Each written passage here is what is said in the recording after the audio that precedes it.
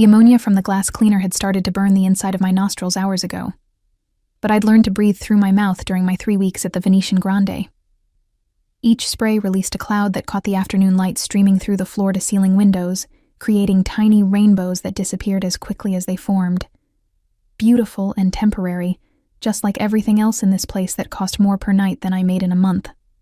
My reflection in the mirror I was polishing showed a woman I barely recognized anymore. Hair pulled back so tightly it made my temples ache.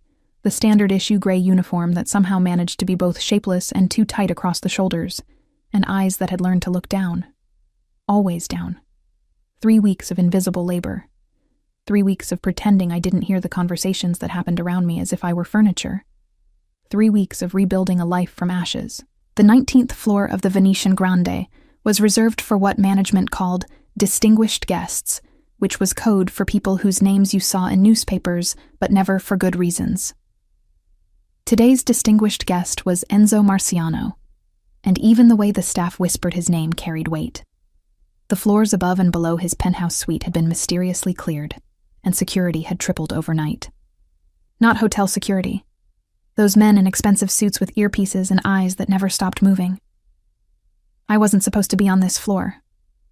My assignment was levels 12 through 15, where the merely wealthy stayed.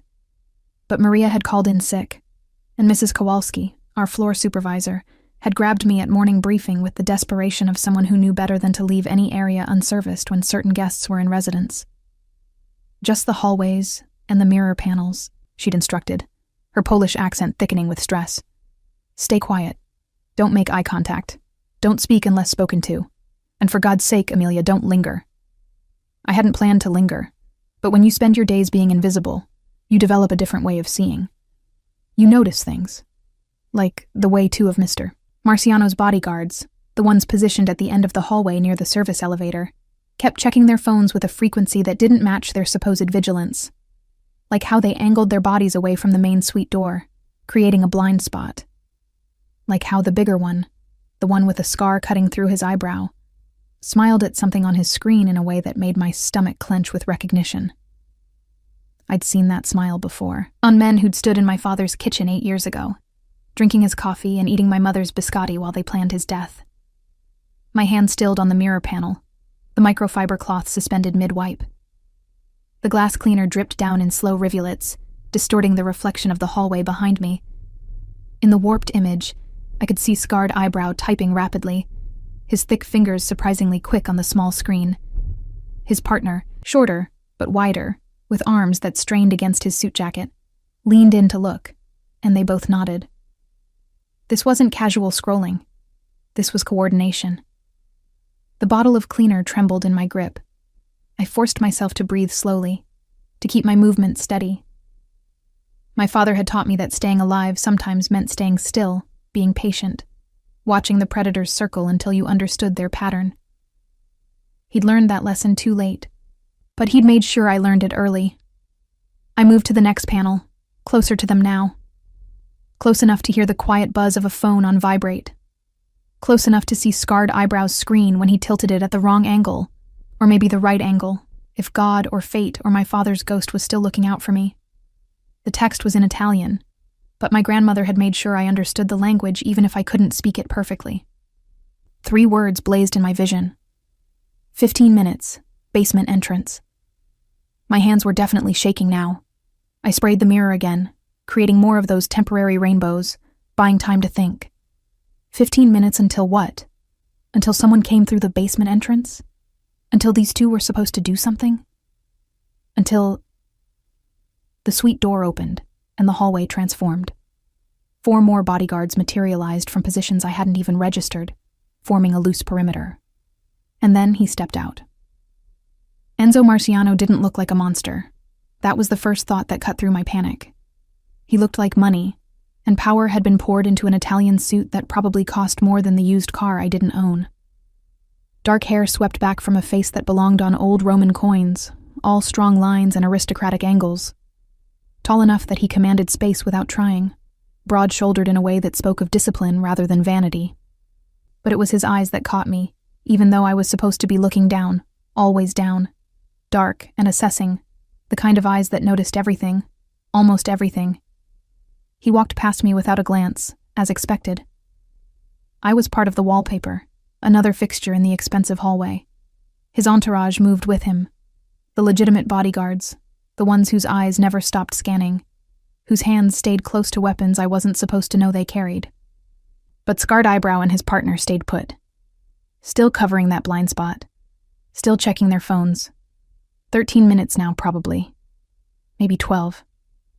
My grandmother's voice echoed in my memory, speaking in the Portuguese she'd used when the lessons were important.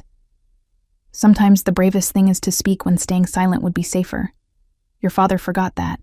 Don't you forget it too. The cleaner bottle slipped from my fingers. It hit the polished marble with a sound that cracked through the hushed hallway like a gunshot. Blue liquid spread across the floor, pooling around my worn sneakers. Merda, I whispered, dropping to my knees, using the spill as an excuse to stay, to think, to make a choice that would either save a life or end mine. Mr. Marciano's voice carried from down the hall, speaking rapid Italian into a phone. Something about a shipment, about timing, about trust. The legitimate guards had followed him toward the private elevator that would take him down to the lobby, to a car, to whatever meeting justified this level of security.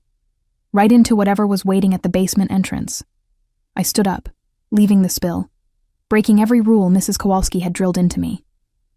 My legs carried me forward before my mind caught up, my heart hammering against my ribs so hard I thought it might crack them. The scared part of me that had kept me alive these past 8 years screamed to stop, to return to invisibility, to let powerful men handle their own dangerous games. But the part of me that was my father's daughter, that remembered the sound of gunshots in our kitchen and my mother's screaming, that part was already moving. Mr. Marciano stood near the elevator, flanked by his guards. So close. Close enough to see the platinum watch on his wrist, the kind of timepiece that probably had more complications than I had problems. Close enough to smell his cologne, something with notes of bergamot and cedar that reminded me of the expensive candles in the hotel's boutique. I approached with a cleaning rag in my hand, as if I belonged there, as if I had a reason to intrude on his space. One of the guards stepped forward, his hand moving toward his jacket. "Mr. Marciano," I said, my voice barely above a whisper, every syllable of English feeling thick on my tongue. "Your bodyguards at the service elevator. They're going to betray you." Time suspended. The guard reaching for his weapon froze mid-motion. The elevator dinged, doors sliding open with mechanical indifference. And Enzo Marciano turned to look at me, really look at me, for the first time. His eyes were colder than I'd thought. Colder and infinitely more dangerous. "What did you say?" His voice was low, controlled, the kind of calm that preceded violence. I swallowed hard, forcing my trembling hands to still. "Your men at the service elevator, the one with the scar and his partner, they've been texting in Italian, about the basement entrance, about 15 minutes. I glanced at the slim watch Mrs. Kowalski insisted we all wear for punctuality. 11 minutes now, maybe less. "Who are you?" He stepped closer, and I understood why people feared him. It wasn't the muscles or the height or the expensive suit. It was the absolute certainty in his movements, the knowledge that he had never encountered a problem he couldn't solve with money or violence or both. "Nobody," I answered honestly. "Just someone who's seen betrayal before. Just someone who recognized the look in their eyes." One of his guards, older than the others, with silver threading through his dark hair, spoke quickly in Italian. "Dawn, she's one of the cleaning staff. Could be a distraction, a plant." "Or," Mr. Marciano interrupted, his gaze never leaving my face, "she could be telling the truth." He turned his head slightly, addressing the silver-haired guard without breaking eye contact with me. "Tommaso, check it, discreetly." Tommaso moved with surprising speed for a man his age, walking casually toward the service elevator area. The other guards shifted, creating a tighter formation around Mr. Marciano. Around me too, I realized. I wasn't sure if I was being protected or detained. "What's your name?" Mr. Marciano asked. "Amelia." The word came out steadier than I felt. "Amelia Duarte." "Portuguese?" I nodded. "And how does a Portuguese cleaning woman recognize Italian betrayal at a glance?" The elevator doors started to close. Mr. Marciano caught them with one hand, holding them open, waiting for my answer, waiting to decide if I was a savior or a threat. "My father," I said quietly, the words costing more than I expected. He trusted the wrong people, men who smiled while they planned, men who texted their partners while they stood guard, men who... Tommaso's voice crackled through the earpiece Mr. Marciano wore, urgent and sharp. I couldn't hear the words, but I saw the change in his expression, saw the cold assessment transform into something harder, sharper. "Get back," he ordered me, but his hand closed around my wrist, not roughly, but with absolute authority. "You're coming with us." "What?" "No, The service elevator," he said, pulling me into the main elevator with him, his guards crowding in after us. "Someone cut the brake cables. If I'd taken it, which was the plan." He didn't finish, didn't need to. The doors closed, and the elevator began its descent. I stood pressed between expensive suits and the scent of gun oil, my cheap uniform stained with glass cleaner, my minimum wage life intersecting catastrophically with a world I'd sworn never to touch again. Mr. Marciano still held my wrist, his grip warm through the thin fabric of my sleeve. "The basement entrance?" he asked. "That's where they're coordinating," I managed. The texts said 15 minutes. Whatever they planned for the elevator was Plan A. The basement is probably Plan B. He smiled then, and it was nothing like the smile I'd seen on Scarred Eyebrow. This smile was sharp as broken glass and twice as dangerous. "Then we'll take the back exit," he said, looking at me with something that might have been respect, or might have been calculation. "You know where it is, Amelia Duarte, who recognizes betrayal?" I did. 3 weeks of cleaning the hotel's forgotten corners had taught me every route, every exit, every camera blind spot. The knowledge had been survival insurance, a way to escape if my past ever found me. I'd never imagined using it to save a mafia boss. "Yes," I whispered.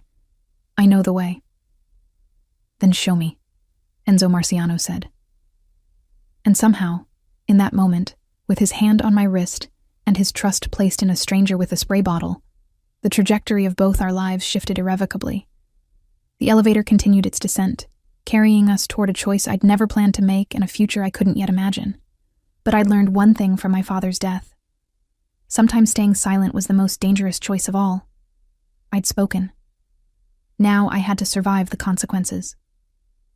The service corridors of the Venetian Grande existed in a different dimension from the plush hallways where guests glided between their suites and the restaurant. Here, the walls were unpainted concrete, the lighting harsh fluorescent that buzzed with electrical complaint, and the air smelled of industrial detergent and the grease from kitchen exhaust vents. This was where the invisible people moved, carrying other people's trash, pushing carts loaded with luxury linens, making the magic happen behind the scenes.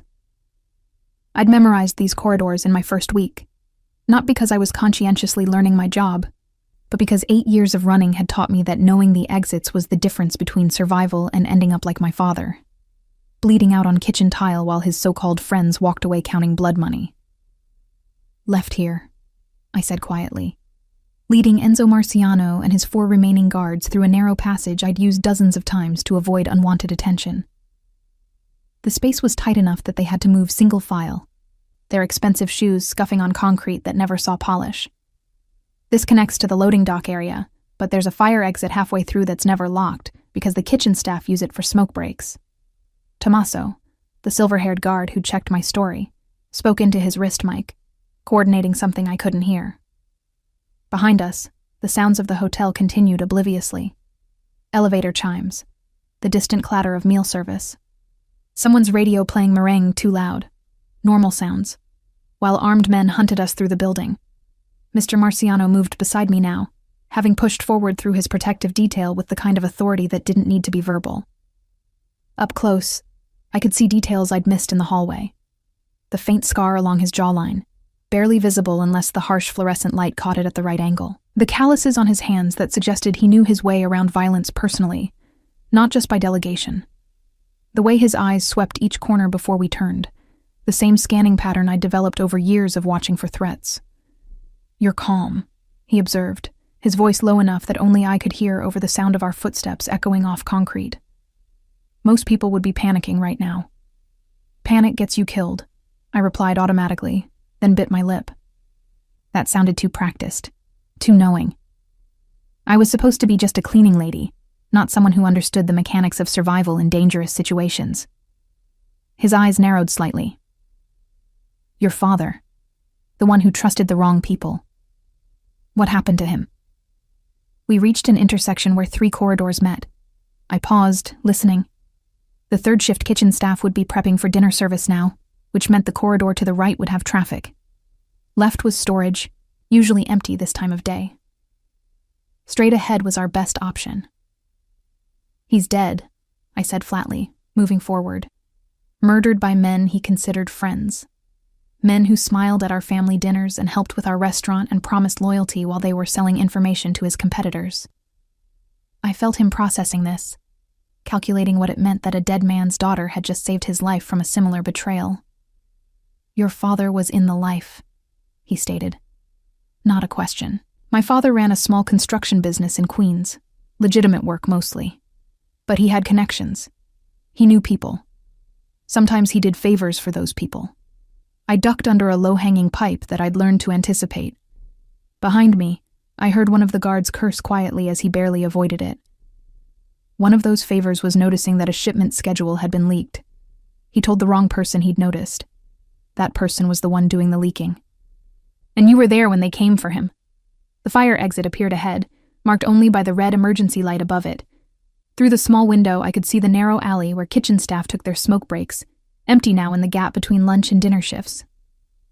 I was hiding in our pantry, I said, stopping at the door and testing the handle slowly, carefully. No resistance. No alarm. I heard everything, saw everything through the crack in the door. My father begging them to spare my mother, them laughing. The handle turned completely. Cool air from outside whispered through the gap. They made me understand something important that day, Mr. Marciano. They made me understand that loyalty is a lie people tell when they want something from you. I pushed the door open fully, scanning the alley for threats. Empty. Just dumpsters and the ghost of cigarette smoke. Behind me, Tommaso and another guard moved forward, checking angles, securing the space before allowing their boss to step through. And yet, Enzo Marciano said, moving past me into the alley, you just risked your life to warn me. A stranger.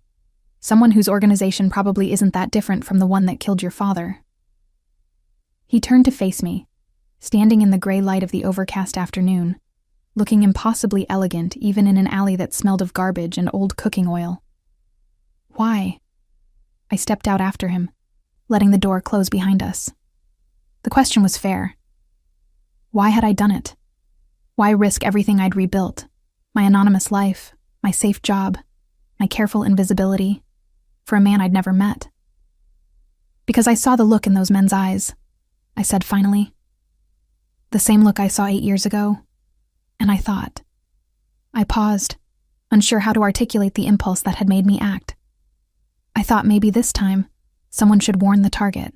His expression shifted, something almost like respect crossing his features before it disappeared behind the mask of control he wore like armor. Tommaso, he said without breaking eye contact with me. Status? Hotel security found the service elevator cable.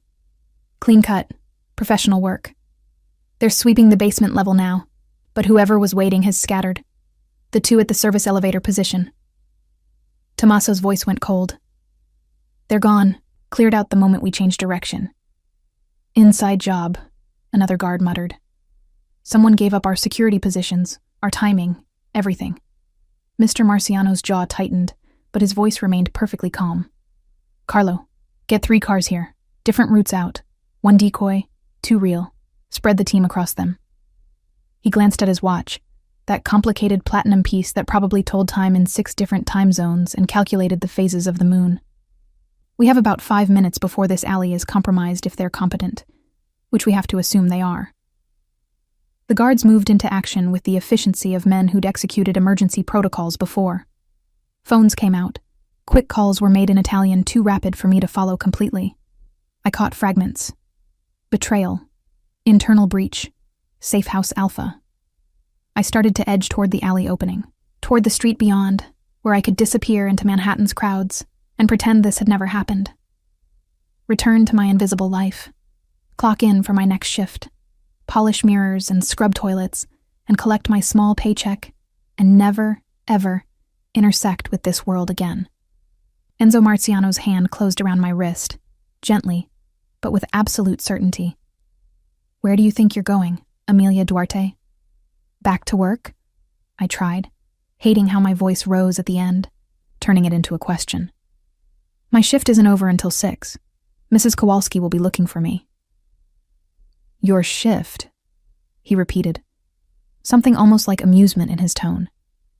You just saved my life, exposed a security breach in my organization, and now you want to return to cleaning toilets?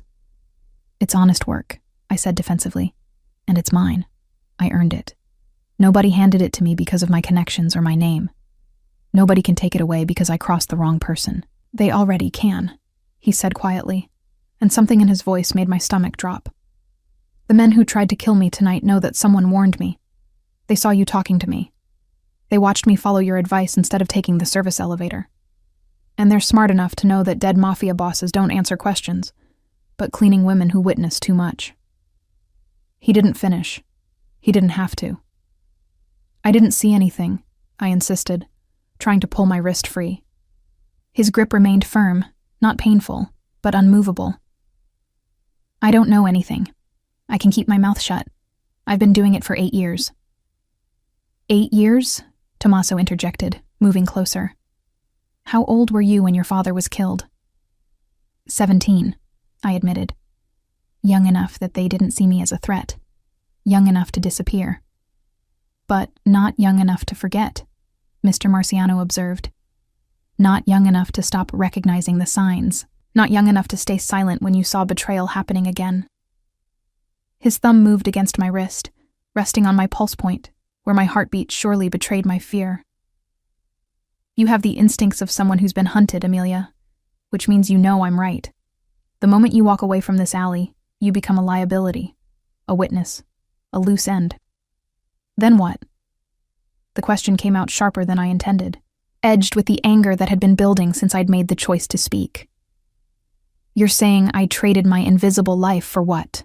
Your protection? Your employment? Another version of the same trap my father died in? I'm saying, he replied, his voice dropping to something almost gentle, that you traded your invisible life the moment you opened your mouth. There's no going back to before, only forward to what comes next.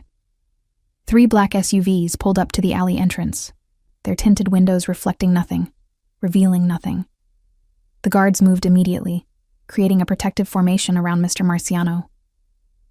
Boss, Carlo said urgently, we need to move. Now. Mr. Marciano nodded, but his hand remained on my wrist. You're coming with us. We'll sort out the details of your new situation once we're somewhere secure. I don't want a new situation, I protested, even as I let him guide me toward the middle vehicle. I want my anonymous life back. That life ended when you decided to save mine, he said, opening the SUV door himself rather than letting one of his guards do it. Get in, Amelia, unless you'd rather take your chances alone in New York knowing that someone wants to eliminate all witnesses to tonight's failure. I looked at the open door, at the expensive leather interior, at the implicit choice he was offering. Trust him, or trust my ability to stay hidden from professional killers who'd already proven they could infiltrate security, plan complex hits, and had every reason to tie up loose ends. My father had trusted the wrong people.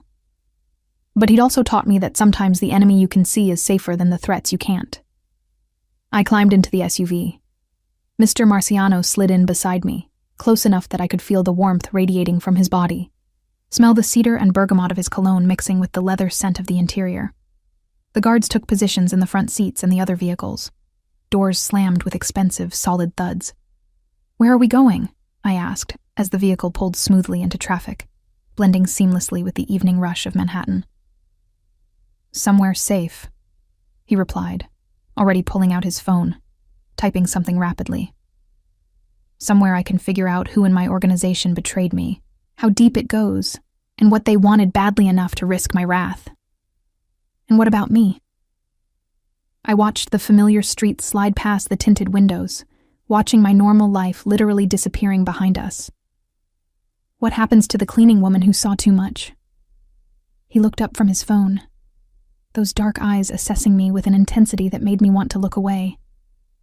I didn't. I'd spent 8 years looking away, being invisible, accepting whatever role kept me safe, but something had shifted in that hallway, in that choice to speak. That, he said slowly, depends on you, on what you want, on what you're willing to become. I want to survive, I answered honestly. That's all I've wanted since I was 17. His expression shifted, something almost like understanding crossing his features. Survival, he repeated. That's not a small thing, Amelia Duarte, but it's also not the largest thing. He leaned back against the leather seat, still watching me. I think you want more than just survival. I think that's why you spoke up today. Because somewhere inside you, there's still the girl who believed her father when he said loyalty meant something, who believed that doing the right thing mattered. That girl is dead, I said flatly. She died in a pantry listening to her father beg for mercy he didn't get. No, he said softly. She didn't. Because if she had, you would have stayed silent today. Let me walk into that elevator. Let the cables snap and the body fall and walked away clean. Back to your invisible life, your honest work, your safe anonymity. His phone buzzed, but he ignored it. But you didn't. You chose to speak, to warn, to risk. That's not survival instinct. That's conscience. I wanted to argue. Wanted to deny that anything noble had motivated my choice. But sitting in that expensive SUV, being carried toward an unknown future by a man I'd just saved, I couldn't quite articulate the lie convincingly enough to believe it myself. What comes next? I asked instead, accepting the reality of my situation. After we reach wherever we're going? Next, Enzo Marziano said, his attention returning to his phone. I make some calls, find out who I can still trust, figure out who's trying to kill me and why. He glanced at me sideways, and we figure out what to do with a cleaning woman who has better instincts than half my security team and knows enough about betrayal to spot it at a glance. The SUV turned onto a highway, accelerating smoothly. Through the windshield, I could see one of the decoy vehicles peeling off, taking a different route. Protection or paranoia or both. The world I'd just entered had different rules, different assumptions, different prices for mistakes. I thought about my grandmother, who'd taught me Portuguese, and warned me about trusting the wrong people. About my father, who died because he'd trusted too much and questioned too little. About the last 8 years of careful invisibility, of small paychecks and anonymous apartments and deliberately forgettable days. All of it ending because I'd recognized a look in a betrayer's eyes and chosen to speak instead of staying silent. I don't know anything about your world, I said quietly, watching the city lights begin to glow as evening settled over Manhattan. I'm not trained for this. I'm not educated for this. I'm just someone who saved my life, he interrupted, which makes you more valuable than you realize, Amelia Duarte, and more at risk. His phone buzzed again, a different tone this time, urgent, demanding. He looked at the screen, and something hardened in his expression. We have a problem. Another one? I tried for humor, but it came out strained. The 2 guards, the ones you identified, they've been found. Something in his tone made me tense. Found? Dead, he said flatly. Both of them. Professional execution. Whoever hired them is cleaning up loose ends. His eyes met mine, and in them I saw the truth he was too pragmatic to hide. Which means they'll be coming for you next, because you're the one loose end they don't control. The SUV seemed suddenly smaller, the leather seats less comfortable, the man beside me less protective and more like a storm I'd chosen to walk directly into. How long? I asked, my voice steadier than I felt. How long until they find me? That, Enzo Marziano said, depends on how good my people are at keeping you hidden, and how badly someone wants all the witnesses dead. He turned back to his phone, typing rapidly, issuing orders in Italian too quick for me to fully follow. But I caught enough. Safe house, maximum security, no communication with the outside, indefinite timeline. I'd walked out of that hotel as a cleaning woman, looking to save a stranger's life. I was now cargo in a mob war, protected and trapped in equal measure, my invisible life shattered beyond repair. The only question remaining was whether I'd survive long enough to regret my choice. Or if this time, choosing to speak would finally cost me everything. The safe house wasn't what I'd expected. Maybe I'd been influenced by too many movies. Those grim, warehouse-style hideouts with bare bulbs and uncomfortable cots. Instead, the black SUV delivered us to a brownstone in Brooklyn Heights, the kind of elegant old building that had been converted into expensive apartments, with original stonework and artfully placed lighting that made the autumn leaves on the street trees look like they'd been painted there by an optimist. "You hide in plain sight," I observed as Tommaso opened the vehicle door, scanning the quiet street before allowing us to exit. "Always," Mr. Marciano replied, his hand returning to that now familiar position at the small of my back, guiding, protective, possessive all at once. The best hiding places are the ones that don't look like hiding places.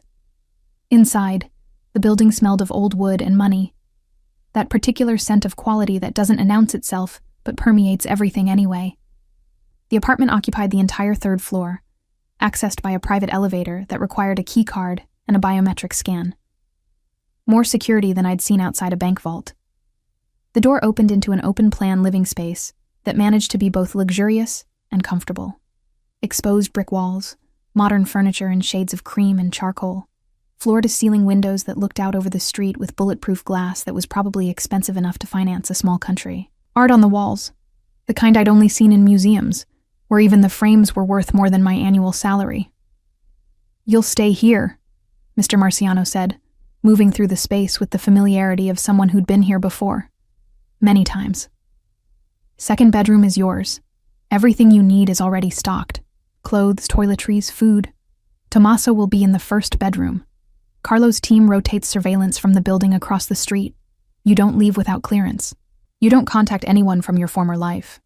You exist in this space until I determine it's safe for you to exist elsewhere." "Prison with better decorating," I said, running my fingers along the back of an armchair that probably cost more than 3 months of my hotel wages. His expression shifted. Not quite a smile, but close. "Protection with better amenities. There's a difference." "Is there?" I moved to the windows, looking down at the street where normal people walked with their groceries and their dogs and their uncomplicated lives. From where I'm standing, Mr. Marciano, I'm still trapped, just in a nicer cell than most. "Call me Enzo," he said, and something in his voice made me turn around. He'd removed his jacket, loosened his tie, and somehow the less formal appearance made him more dangerous, not less. The way a sheathed blade was more threatening than one already drawn. All potential. All possibility. "If we're going to be working together, you should at least use my name." "Working together?" I repeated. "I thought I was the witness you're keeping safe, not your employee." He moved to a bar cart I hadn't noticed, pouring amber liquid into 2 crystal glasses. "Those aren't mutually exclusive categories. And you're more than just a witness, Amelia. You proved that in the hotel hallway." He offered me one of the glasses. I took it, though I had no intention of drinking. "I proved I can spot traitors. That doesn't make me qualified for whatever you're imagining. Doesn't it?" He settled into one of the armchairs with the easy grace of someone completely comfortable in his own skin.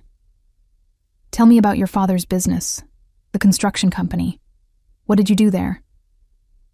"I was 17, I said, remaining standing, maintaining distance. "I helped with bookkeeping sometimes, answered phones, filed paperwork, standard office work. But you were there. You saw how it operated. You understood the dynamics." I took a small sip of the drink, expensive whiskey that burned smooth and warm down my throat. I understood enough to know that my father's legitimate business was cover for his not-so-legitimate connections, that the construction jobs were real, but the reason he got certain contracts wasn't about being the best bidder. And when he discovered the leak, the person selling information about schedules and shipments, what did he do? The The memory surfaced unwelcome and sharp. He tried to handle it quietly. Go through proper channels in that world. He trusted the hierarchy, believed in the system.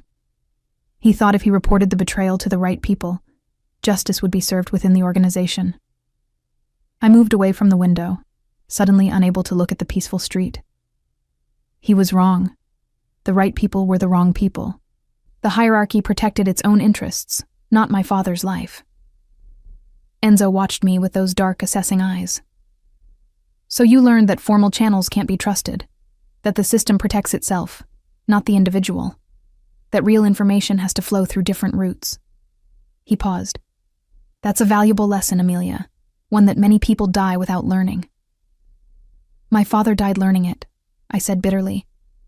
I just had the misfortune to survive and carry the knowledge. No. His voice was firm, commanding attention.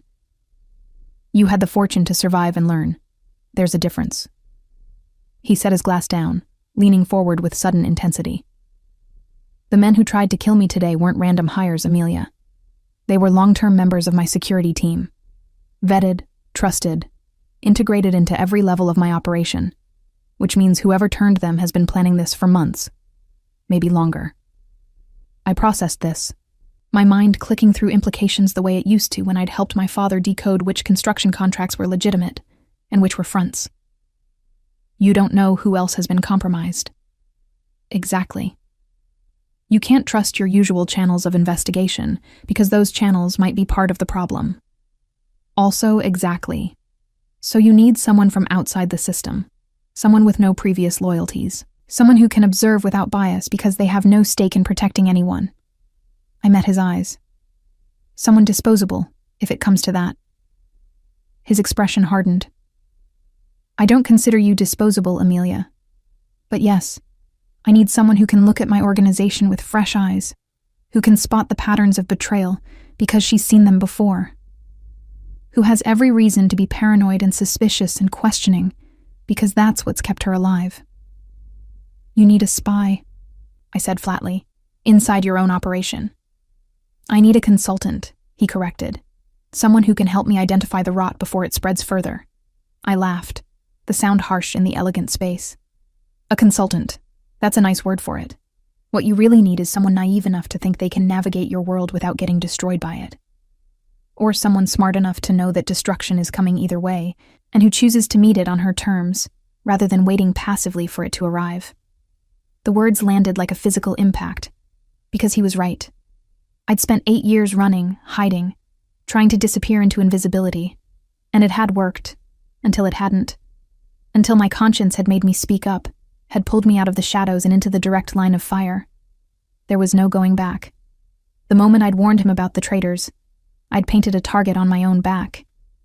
The only question was whether I'd face what was coming as a helpless victim or as someone with agency, with power, with a choice in how my story ended. What exactly would this consulting involve?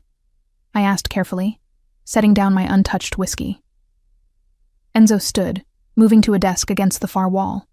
He pulled out a file folder, bringing it back to me. These are personnel files. Security team, accounting, operations, logistics. Everyone who had access to my schedule, my movements, my security protocols. He opened the folder, revealing dozens of photographs and documents. I need you to read through these, every detail. Employment history, family connections, financial records, behavioral reports from their supervisors. And I need you to tell me what you see. I looked at the files, at the faces of strangers whose lives I was being asked to examine. What makes you think I'll spot something your people missed? Because your people died when you were 17, he said quietly.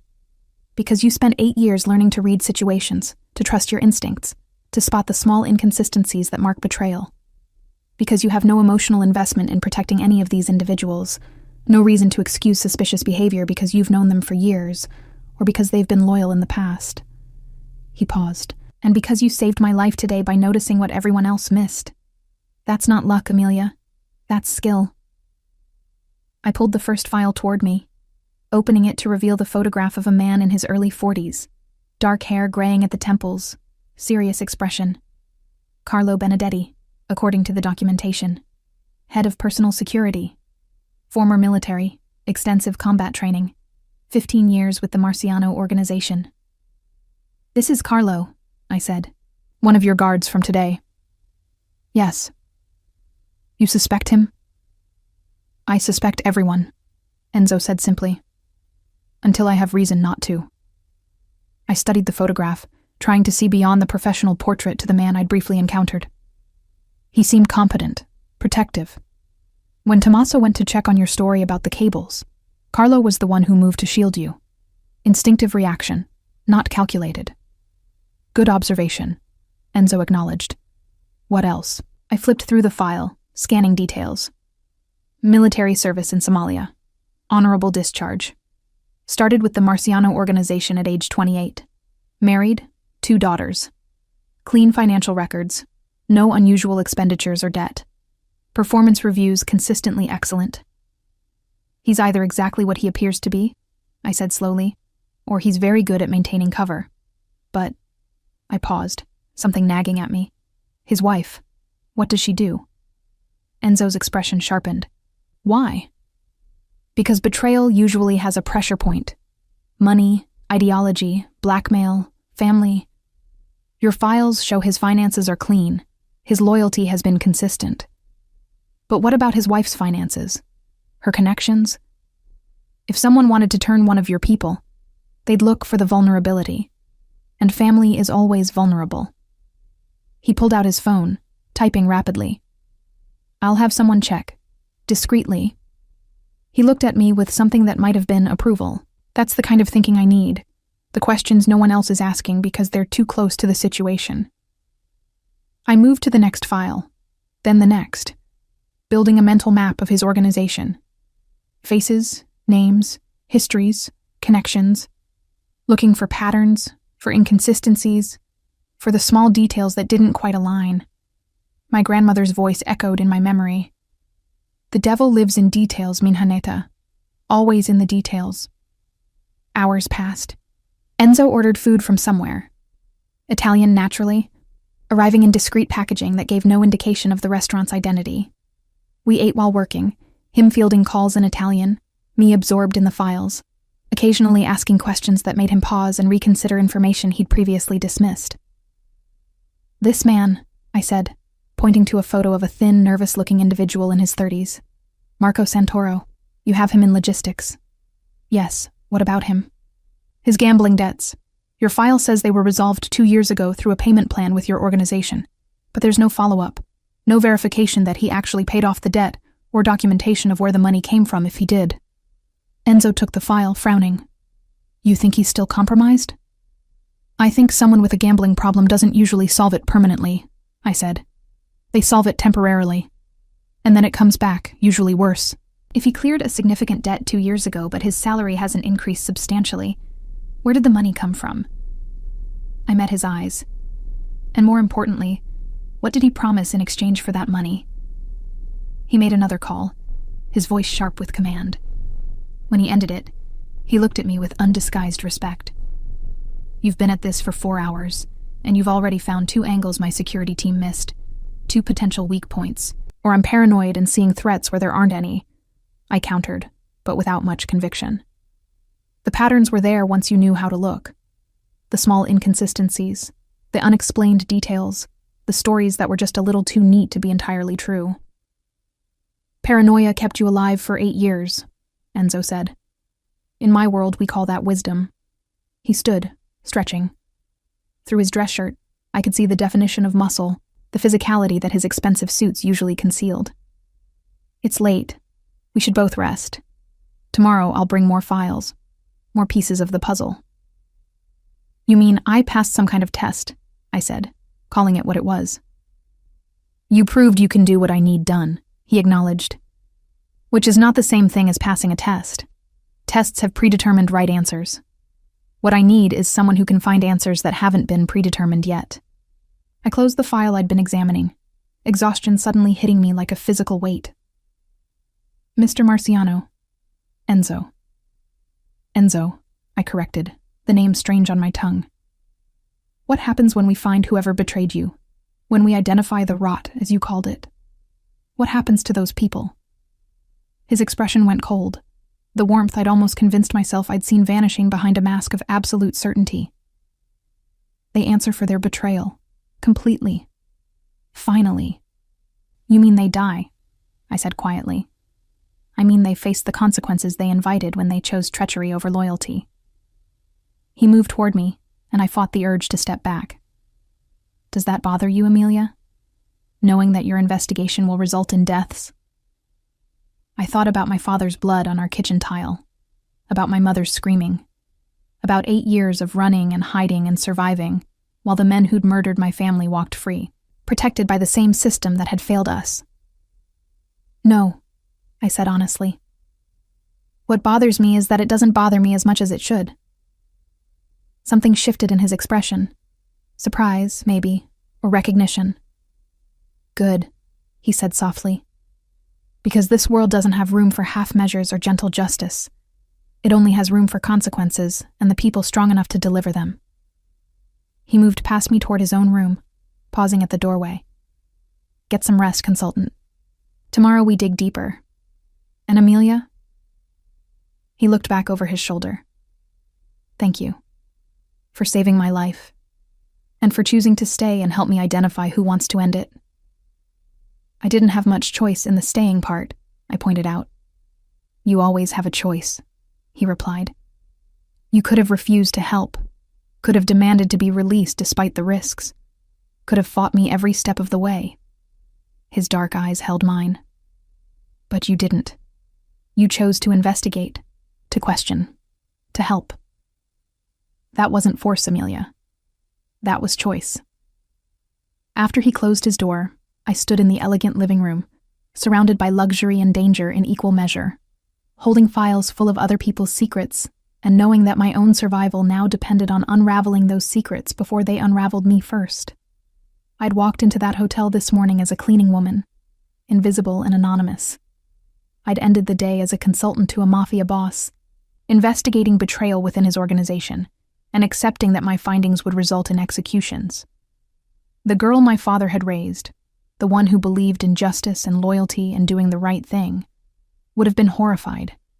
But that girl had died in a pantry 8 years ago. The woman who remained understood that sometimes justice wore expensive suits and spoke Italian. And sometimes doing the right thing meant helping the monster hunt down the people who wanted him dead, even if it meant becoming a monster myself. Morning arrived with the kind of diffuse gray light that promised rain but couldn't commit to it. I woke in the guest bedroom, disoriented by the quality of the sheets. Egyptian cotton, probably, the kind that felt like sleeping in clouds, and the silence.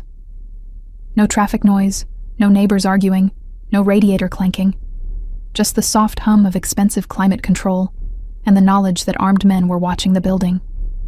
The bathroom was stocked like a luxury hotel. Designer toiletries, plush towels, even a silk robe hanging on the back of the door. I showered quickly, trying not to think too much about how easily I was settling into this borrowed life, this temporary luxury that came with the price tag of investigating betrayals that would end in deaths. When I emerged, dressed in clothes that weren't mine but fit perfectly, another detail that suggested Enzo's organization was disturbingly thorough in its preparations, I found him already in the living room, surrounded by more files than had been there the night before. He was on the phone, speaking rapid Italian while simultaneously reviewing something on his laptop. He'd showered too. I could tell by the damp edges of his hair, the fresh scent of soap and that cedar cologne. He wore different clothes, casual today, dark slacks, and a charcoal sweater that emphasized the breadth of his shoulders. Without the armor of a suit, he looked younger, though no less dangerous. "Good morning," he said as I approached, ending his call. "Coffee. Please." I moved to the counter where an expensive espresso machine gleamed with the promise of caffeine. "Did you sleep?" "Enough." He gestured to the files. I had more information delivered early. Financial records, phone logs, travel history. The kind of deep dive that takes time, but sometimes reveals patterns that surface-level investigation misses. I made myself coffee, the machine producing a perfect crema that I would have photographed for social media in my previous life, before remembering I no longer had access to that life. No phone, except the one Enzo had provided. Secure, monitored, incapable of reaching anyone from before. "Tommaso?" I asked, Noticing the apartment felt empty despite its occupants. Coordinating surveillance rotations. He'll be back this afternoon. Enzo pulled out a chair at the dining table, which had been converted into a command center. I thought we'd start with financial analysis. Money trails are often more honest than people. I sat across from him, pulling the first stack of documents toward me. These were bank statements, carefully organized by individual. You have access to your employees' personal finances? The ones in sensitive positions sign agreements allowing for routine financial audits, he said. Standard practice in my organization. People with money problems become security risks. I thought about Marco Santoro's gambling debts, the question I'd raised last night about where the resolution money had come from. What did you find out about him? The logistics coordinator? Enzo's expression darkened. His debt was paid off by a loan from his sister, or that's what the documentation shows. But his sister is a schoolteacher in New Jersey. Her salary doesn't support that kind of lending, and there's no record of her taking out a loan herself or liquidating assets. So someone else gave him the money and structured it to look like family assistance. Exactly, which means he's been compromised for at least 2 years, and we never caught it because the paperwork looked legitimate. He pulled up something on his laptop, turning the screen so I could see. I'm having his communications pulled. Emails, texts, phone records. We'll see who he's been talking to and what patterns emerge. Won't that alert him that he's under investigation? I have people who can access those records without triggering notifications. At my skeptical look, he added, You're not the only one who's learned to navigate around formal systems, Amelia. We worked through the morning, building a web of connections on a large whiteboard Tommaso had delivered. Names, dates, financial transactions, travel overlaps. Looking for the patterns my father had taught me to recognize. The constellation of small details that, taken individually, meant nothing, but together revealed a picture. Here, I said, pointing to a cluster of data points. These 3 men, your driver Matteo, your accountant's assistant Vincent, and a warehouse supervisor named Louis. They all took trips to Atlantic City on the same weekend last March. Officially unrelated, Matteo was supposedly visiting family. Vincent claimed a wedding. Louis had vacation days scheduled. But Enzo moved to stand beside me, close enough that I could feel his body heat, smell the cedar of his cologne mixed with espresso. But all 3 have access to different parts of your operation. Matteo knows your daily movements. Vincent sees financial data. Louis controls inventory and shipments. I traced the connections with my finger. Separately, they're useful. Together, they're a complete intelligence package.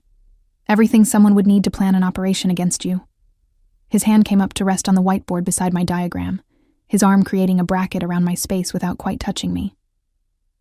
Atlantic City, where my cousin Angelo runs operations. Is your cousin loyal? To himself, always. To me, usually. His voice held the weight of complicated family history. But if someone offered him the right opportunity to expand his territory by weakening mine, I turned to look at him, realizing how close he was. You think your own family might be involved in this? In my world, Amelia, family is often the first place betrayal breeds. We trust our blood more than we should, give them access that outsiders could never achieve. And sometimes, that trust is the weapon that kills us. Something painful flickered in his expression. My father died because he trusted his brother. I won't make the same mistake. The statement hung between us, heavy with implications. Were you there? I asked quietly. When your father was killed? Yes. Single syllable, but carrying a world of trauma. I was 24, learning the business. He brought me to a meeting with his brother to discuss territorial boundaries, profit sharing, the usual negotiations. He stepped back, breaking the proximity, moving to the window where bulletproof glass separated us from the gray morning. His brother brought a gun instead of good faith. Thought if he removed my father, he could absorb our operations, claim we'd merged, rather than that he'd murdered his way to expansion. What happened? I killed him, said flatly, without drama or emotion, before he could kill me too. And then I spent the next 6 years consolidating power, eliminating his loyalists, proving I was my father's son but smarter, harder, less trusting. He turned back to me. which is why I'm still alive when a dozen other men who inherited young are dead.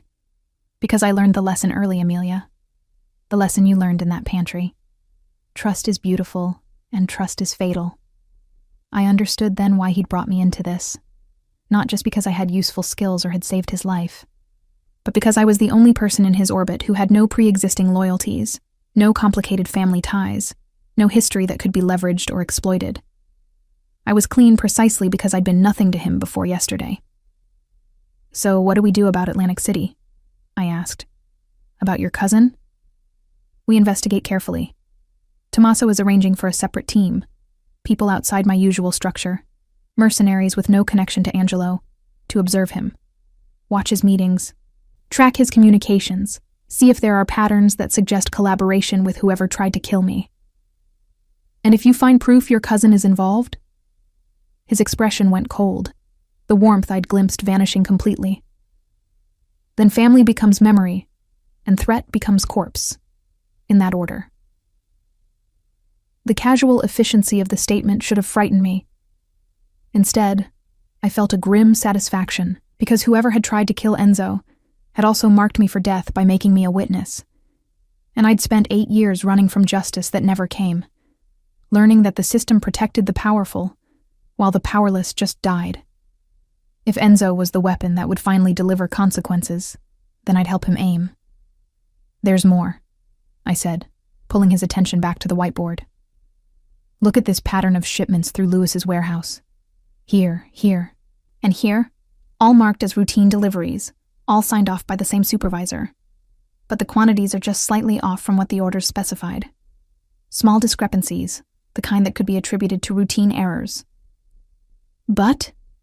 He moved back to the board, studying the highlighted entries. But they're consistently off in the same direction.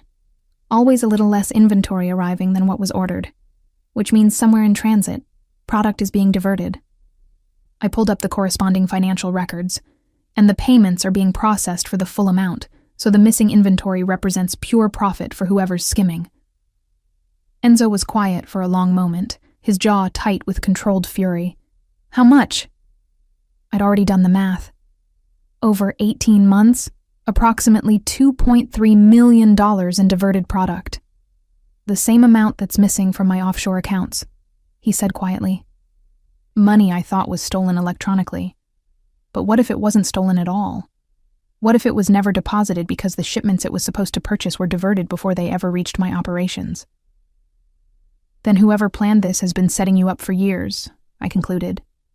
Building a network of compromised employees, skimming product and money, creating a structure that would allow them to make a major move when the timing was right, like trying to kill me and step into the power vacuum. Exactly. He pulled out his phone, dialing with controlled precision. When someone answered, he spoke in Italian, his voice hard and commanding. The conversation was brief, ending with what sounded like clear instructions. Tommaso is bringing in the 3 from Atlantic City, he said. Separately, quietly, tonight.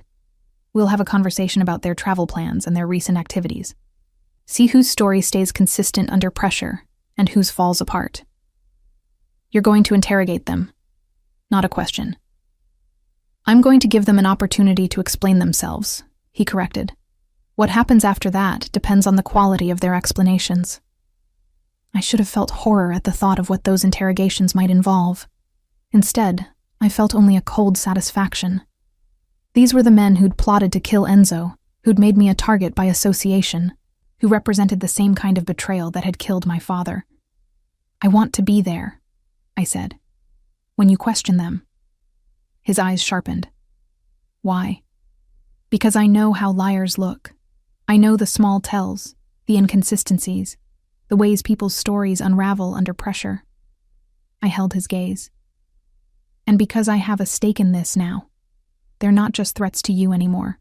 They're threats to me. I want to see their faces when they realize they've been caught. Something that might have been approval flickered in his expression. You understand that what you'll witness won't be gentle. This isn't a police interrogation with lawyers and rights and procedural protections. I understand that you're going to do whatever is necessary to get the truth, I replied, and that the truth will determine whether those men leave this building alive. And that doesn't trouble your conscience?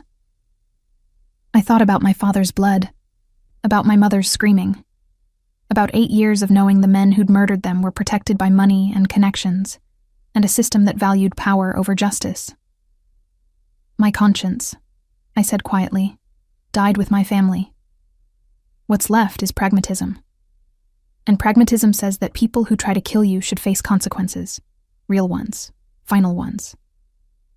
Enzo moved closer, close enough that I had to tilt my head back to maintain eye contact. You're not what I expected, Amelia Duarte. When I saw you in that hotel hallway, a cleaning woman with a spray bottle, I didn't imagine this. This intensity, this certainty, this capacity for necessary darkness. His hand came up, fingers brushing my jaw in a gesture that was almost tender. Most people who enter my world do it through family obligation or pursuit of power. But you're here because you chose conscience over safety, truth over invisibility. That's rare. Or stupid, I countered, though I didn't pull away from his touch. Perhaps both, he allowed, a slight smile softening his expression. But rare nonetheless, and valuable.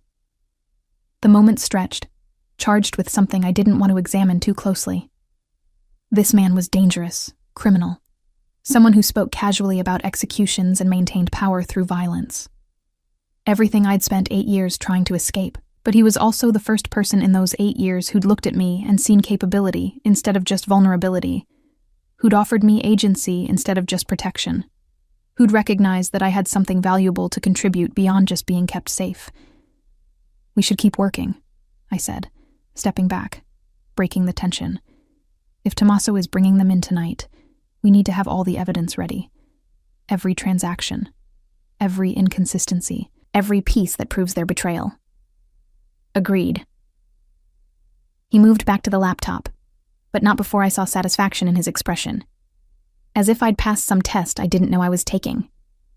We spent the afternoon building the case, assembling evidence into an irrefutable pattern. By the time Tommaso returned, accompanied by additional security I recognized from yesterday, we had documentation that made 3 men's guilt absolutely clear. They're in the building, Tommaso reported. 3rd floor, separate rooms. None of them know the others are here. Good. Enzo stood, rolling his shoulders in a gesture that reminded me he wasn't just a businessman in expensive clothes. He was a man who knew violence intimately, who'd killed his own uncle at 24, who'd built an empire on the foundation of his father's corpse. Amelia, last chance to stay here, to maintain distance from what comes next. I thought about my father, who'd tried to maintain distance, to play by rules that didn't exist in this world, who'd died believing justice would eventually arrive through proper channels. I'm coming, I said. I need to see this. Something like respect crossed his features. Then let's go collect some truths. As we moved toward the door, toward the confrontations that would end with either confessions or corpses, I caught my reflection in the window. The cleaning woman from yesterday was gone, replaced by someone harder, someone capable of witnessing interrogations without flinching, someone who understood that sometimes justice wore expensive suits and spoke Italian. And sometimes, doing the right thing meant helping the monster hunt, even if it meant becoming a monster yourself. The 3rd floor of the building was nothing like the elegant apartment above. This was utility space, unfinished, stripped down to concrete and exposed pipes. 3 rooms had been carved out of the larger space, each with a single metal chair bolted to the floor and a drain in the center. The kind of rooms that were designed to be cleaned easily, the kind of rooms where you could dispose of evidence. I'd expected to feel horror walking into this space. Instead, I felt a strange cold calm, as if 8 years of suppressed rage had finally found an outlet, a channel that didn't require me to be the victim anymore. We'll start with Matteo, Enzo said, his voice carrying the same controlled calm that had settled over him since we'd left the apartment. He's the weakest psychologically, former military, but his service record shows he struggled with authority, got into conflicts with commanding officers. Men like that usually break faster under pressure because they've already internalized that they're not as strong as they pretend to be. Tommaso nodded, moving to open the first door. Inside, Matteo, Enzo's driver, Mid-30s, with the lean, wiry build of someone who stayed fit through nervous energy rather than discipline, sat in the metal chair. His hands were zip-tied behind him, and his eyes widened with confusion when he saw Enzo enter. "Boss? What's going on? Tommaso said there was a security briefing, but—" "Tell me about Atlantic City," Enzo interrupted, his voice pleasant, almost conversational. "Last March, the weekend you visited family." Something flickered in Matteo's expression, fear, quickly masked. "My sister lives there. I went to see her and her kids. Is there a problem?" "Your sister," Enzo repeated, moving to stand directly in front of the chair. "The one who moved to Florida 2 years ago. The one whose current address is Tampa, over 1,000 miles from Atlantic City." "That sister?" Matteo's face went pale. I mixed up. You met with Vincent and Louis that weekend," I said, stepping forward from where I'd been standing by the door. "All 3 of you, staying at different hotels but in the same city for 3 days. What were you discussing?" His eyes fixed on me, confusion evident. "Who the hell is this?" "Boss, I don't know what she's talking about." Enzo's hand shot out, gripping Matteo's jaw with controlled violence. "She is someone who asks questions you're going to answer. The only question is whether you answer them the easy way or the hard way."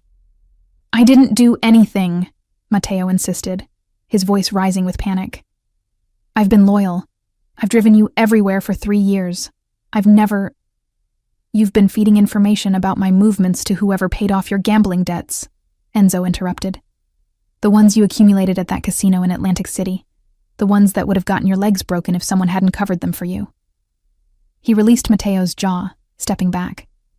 "And that someone wanted something in return. They wanted access to my schedule, my routes, my security patterns, information you were perfectly positioned to provide." Matteo's resistance crumbled like wet paper. I watched it happen in real time, the moment he understood that denial was pointless, that we already knew everything, that his only remaining currency was cooperation. "It wasn't supposed to be like this," he whispered. "They said it was just information. Just keeping them updated on your movements. They said no one would get hurt." "Who are they?" I asked, pulling out the photograph of Enzo's cousin Angelo. "Was it him? Angelo Marciano?" Matteo's eyes went wide, confirmation without words. Enzo's expression went absolutely cold. "My cousin, my family." His voice was soft, which somehow made it more terrifying. "He approached you when?" 14 months ago, Matteo said, words tumbling out now. "After I lost big at his casino. He said he'd cover my debts if I just kept him informed about your schedule. Said it was family business, nothing personal, just wanting to know when you'd be in his territory so he could plan his own operations accordingly." "And you believed him," Enzo said flatly. "He's your family," Matteo protested weakly. "You thought nothing," Enzo cut him off.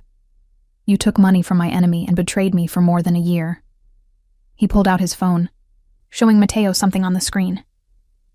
"Yesterday's elevator, the one with cut cables. That was supposed to kill me. And you gave them the information they needed to know exactly when I'd be using it." "No!" Matteo's voice broke. "No, I swear I didn't know about that. They never said. Angelo never said he wanted to hurt you. Just information, that's all I was giving him. Just information."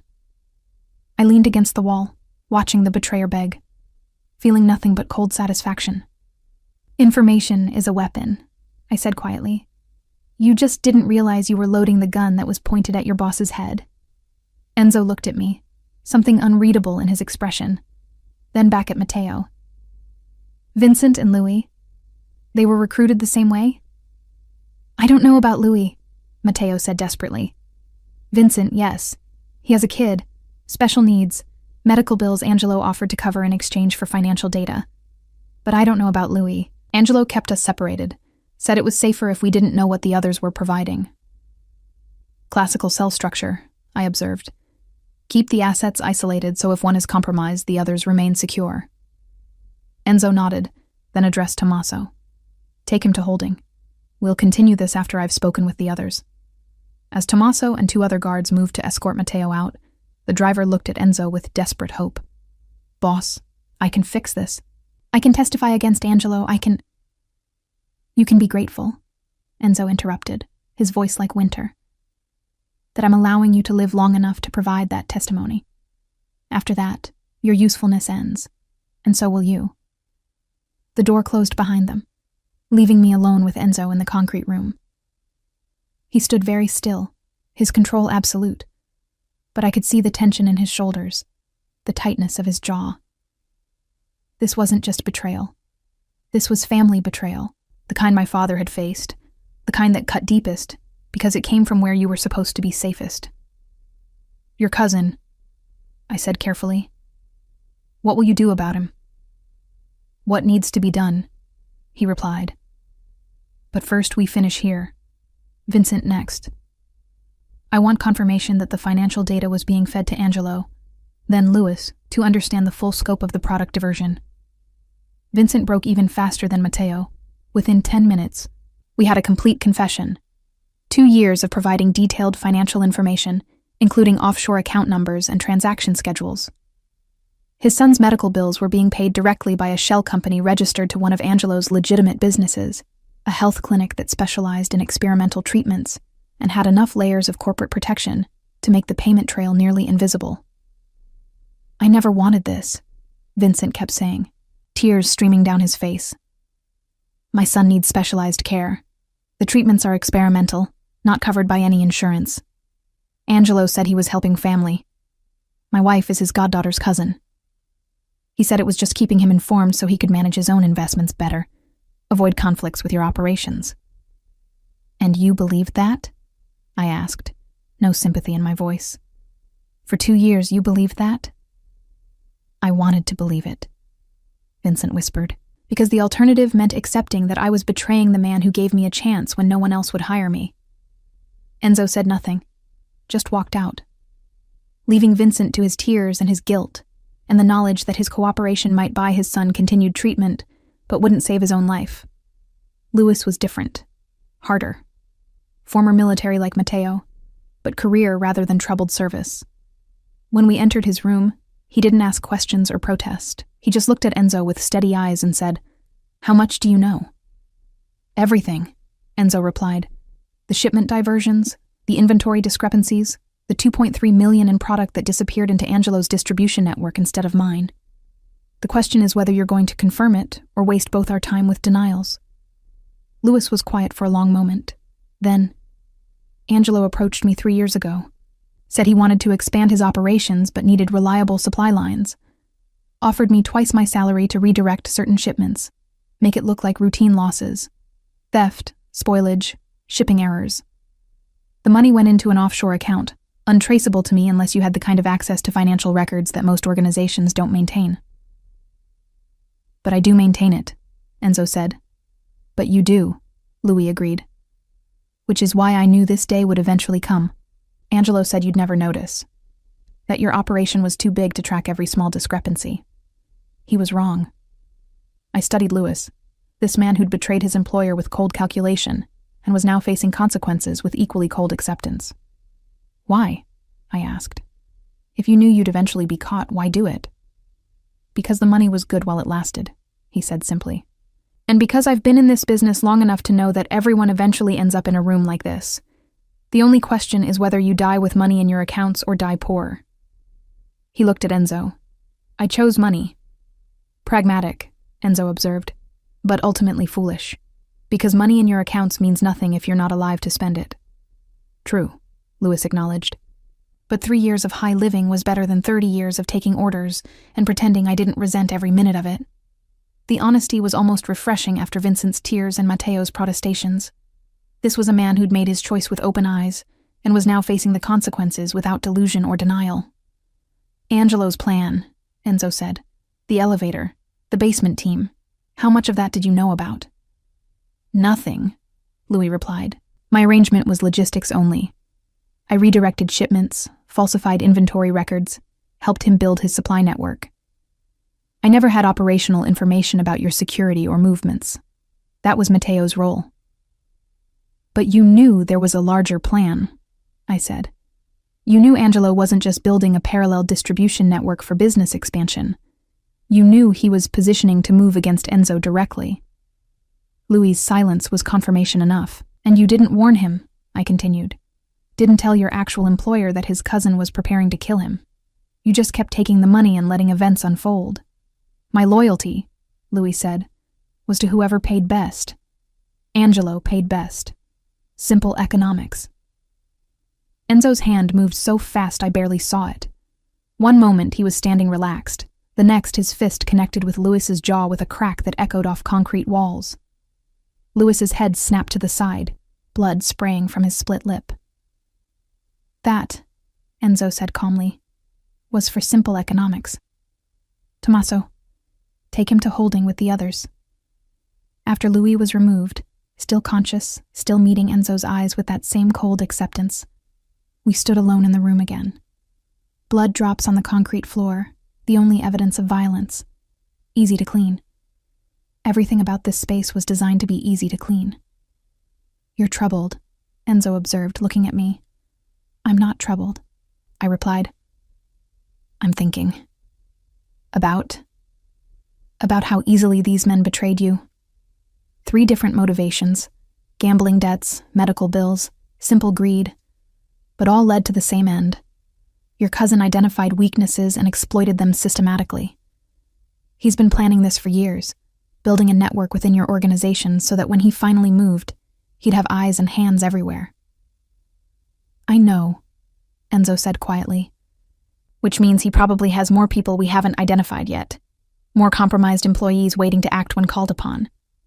Unless, I said slowly, the idea forming even as I spoke it, we use the ones we've caught. Turn them back against Angelo. Feed him information through them, but information we control. Make him think his network is still intact and functional, while we actually use it to trap him. Enzo's eyes sharpened with interest. Counterintelligence. Use his own spies against him. Exactly. Matteo can continue reporting on your movements, but movements we script. Vincent can provide financial data, but data we manipulate to show false patterns. Even Louis's shipment diversions could continue, but now they'd be empty boxes or shipments we've seeded with tracking devices. I moved to the wall, my mind racing through possibilities.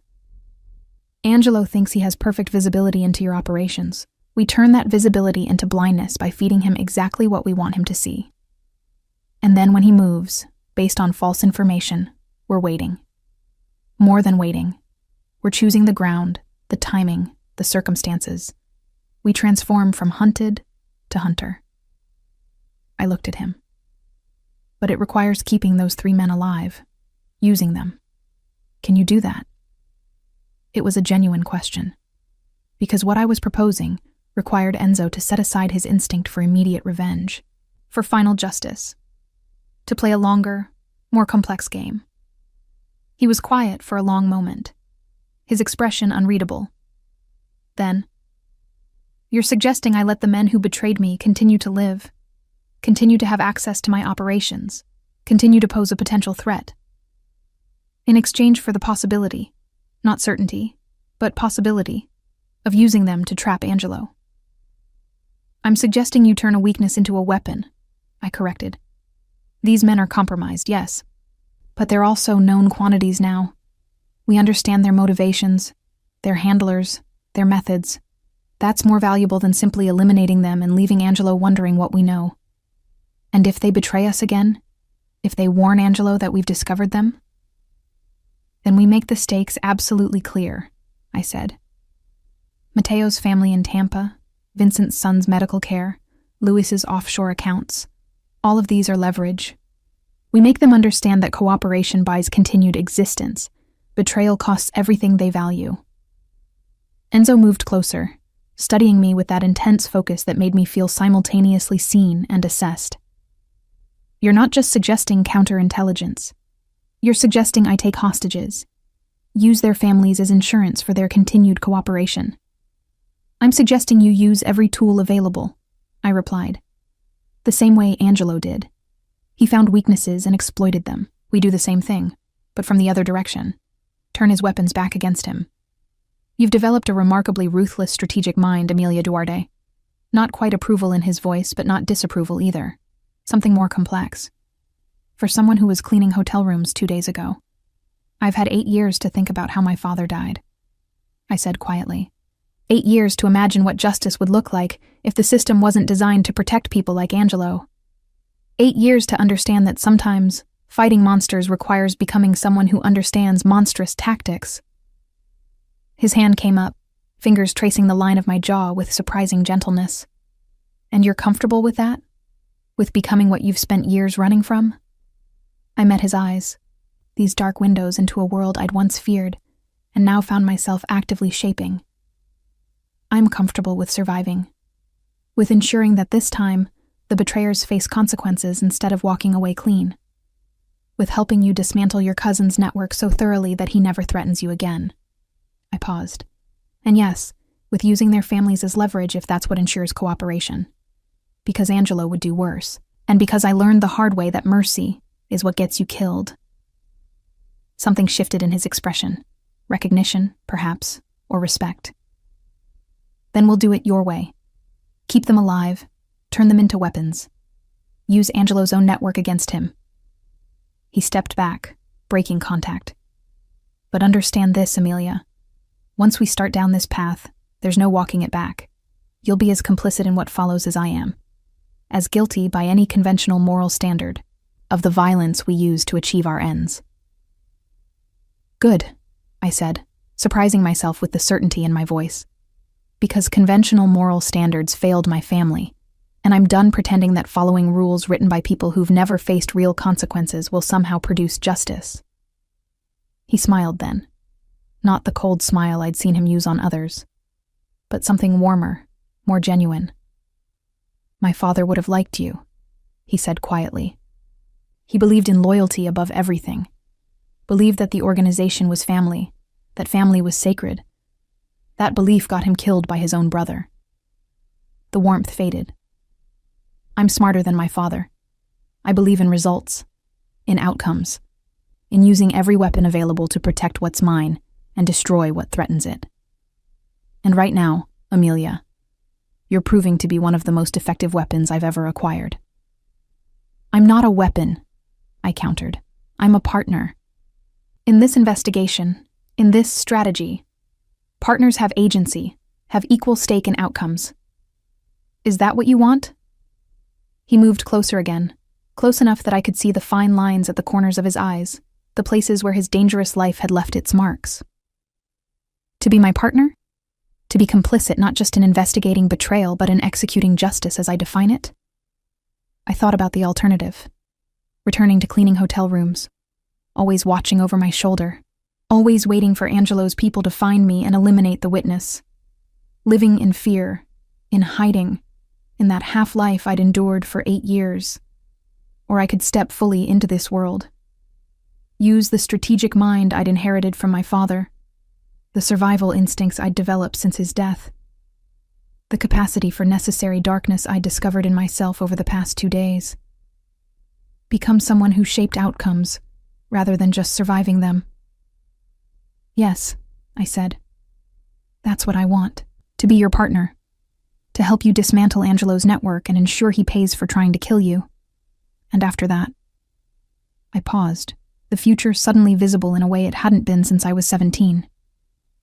After that, to continue doing what I'm apparently good at, identifying threats, developing strategies, turning weaknesses into weapons. A consultant, he said, echoing his word from yesterday but with new meaning. But not just temporarily, not just until this crisis is resolved. You're proposing a permanent position. I'm proposing, I corrected, a permanent partnership, where my strategic mind and your operational capability combine to ensure that betrayal, from inside or outside, never comes this close to succeeding again. His hand moved to the back of my neck, fingers threading through my hair, not controlling, but connecting. And what do you want in return for this partnership? Money? Protection? Power? Security, I said simply. Real security, not hiding and hoping I'm never found, but the kind of security that comes from being essential, from being valued, from being protected because eliminating me would cost more than keeping me safe. I held his gaze. and the satisfaction of finally seeing justice delivered to men like Angelo. Men like the ones who killed my father. Men who think they're untouchable. Then we have a deal, Enzo said softly. Partner. And then he kissed me. It wasn't gentle or tentative. It was claiming and intense, his mouth on mine with the same certainty he brought to every decision. I responded without thinking, my hands finding the planes of his chest, feeling the solid reality of him beneath expensive fabric. This was dangerous. This was complicated. This was mixing professional partnership with something far more volatile. I didn't care. For 8 years, I'd been half alive, existing in fear and caution. Now, in the space of 2 days, I'd found purpose, agency, and a capacity for necessary darkness I'd never acknowledged in myself. And apparently, I'd also found this. Connection, chemistry, desire. With a man who was absolutely wrong by every conventional measure. When we finally broke apart, both breathing hard, Enzo rested his forehead against mine. "This is unwise," he murmured. "Probably," I agreed, "but wisdom is overrated." His laugh was quiet, genuine. "Consorting with the boss. That's what they'd call it in any normal organization." "Good thing this isn't a normal organization," I replied, "and I'm not a normal consultant." "No," he agreed, pulling back to look at me with eyes that held heat and assessment in equal measure. "You're definitely not." Tommaso's knock at the door interrupted the moment. "Boss, the 3 are secured in holding, and we've had confirmation. Angelo just called Matteo's phone. Probably checking in, expecting a report." Enzo's expression shifted, heat transforming into cold strategy. "Perfect timing. Let's give him exactly what he expects. Amelia, time to test your counterintelligence theory." As we moved to leave the room, to begin the complex game of feeding false information to an enemy who thought he was winning, I caught my reflection again in the small window. The cleaning woman was gone completely now. In her place, someone harder, someone capable, someone who'd chosen to stop running and start fighting. Someone who understood that sometimes justice required getting your hands dirty, and sometimes the monster you helped hunt became the man you kissed. The world wasn't simple, but maybe that was okay. Maybe complicated was exactly where I was meant to be. 3 weeks after the interrogations, we'd transformed Enzo's compromised network into a weapon of surgical precision. Matteo reported false movements to Angelo, carefully scripted trips to locations we'd selected, meetings that didn't exist, security patterns that had been deliberately altered. Vincent provided manipulated financial data, showing investments in vulnerable areas, cash flows we wanted Angelo to believe were exposed. Lewis continued diverting shipments, but now they contained tracking devices embedded in merchandise that would lead us directly to Angelo's distribution centers.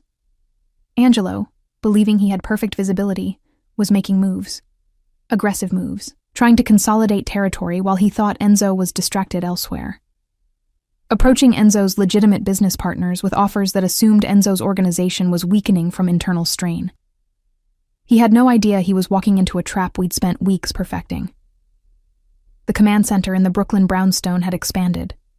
More screens, more surveillance feeds, more evidence accumulating in real time.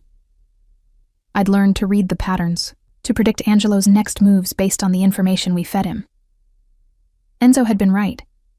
I had a talent for strategic thinking, for seeing the connections others missed. But I'd also discovered something else. I was good at this world in ways that went beyond pure analysis. I understood the psychology of betrayal, the patterns of organizational weakness, the ways information flowed through criminal networks.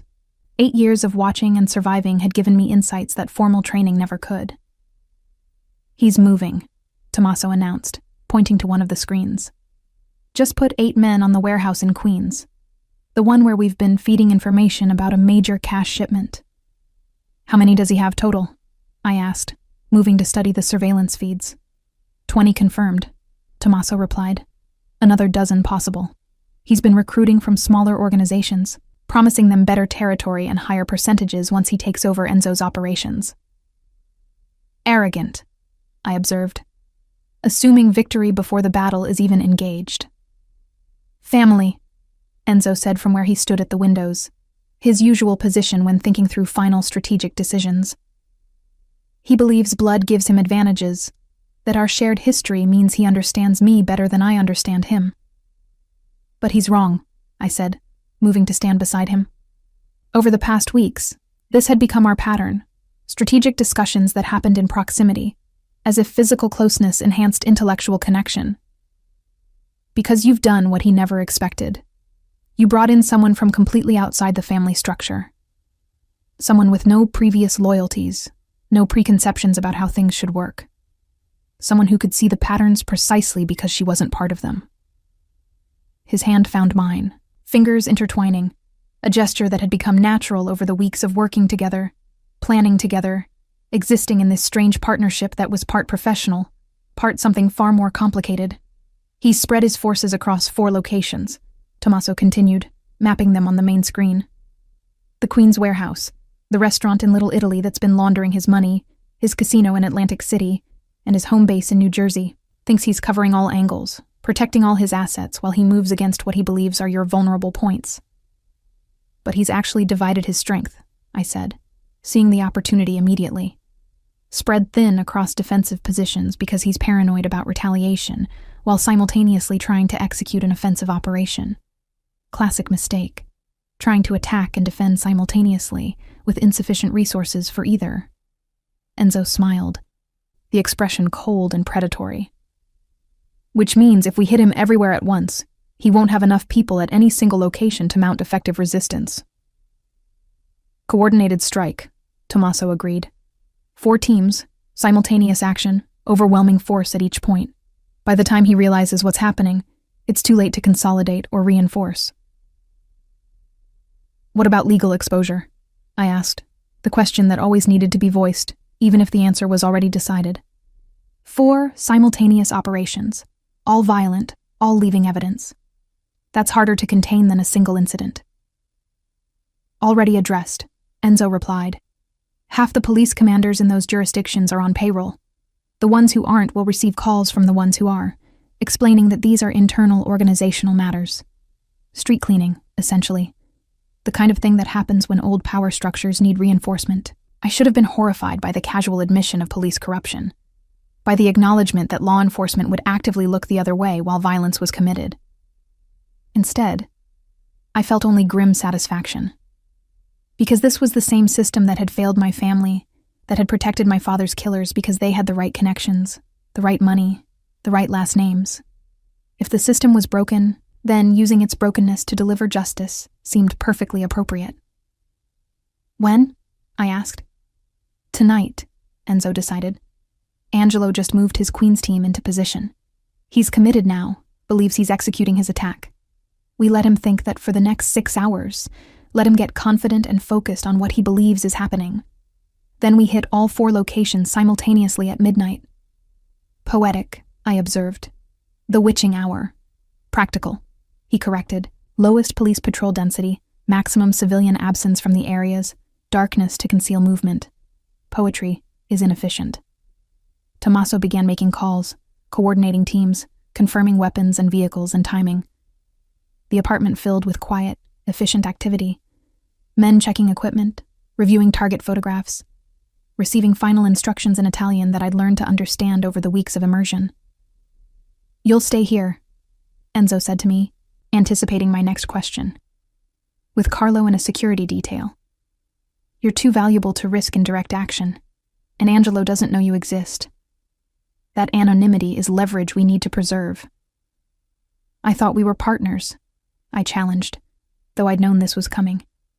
Knowing I was strategic support, rather than tactical operations. Knowing my value was in planning, not execution. We are, he confirmed, turning to face me fully. Which is why I need you here, alive, continuing to be brilliant so that if something goes wrong tonight, someone I trust absolutely can continue the operation.